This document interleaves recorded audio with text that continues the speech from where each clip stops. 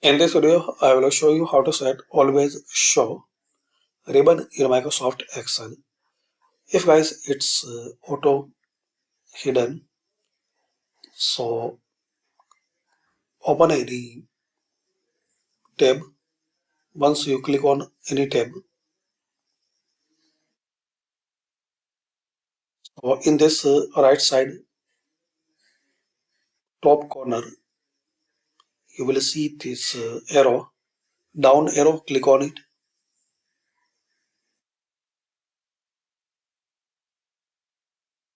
And here select always show ribbon.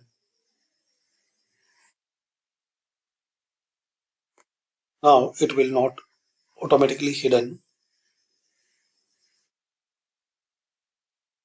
If you click anywhere in your worksheet, so it will available always this ribbon. So thanks for watching.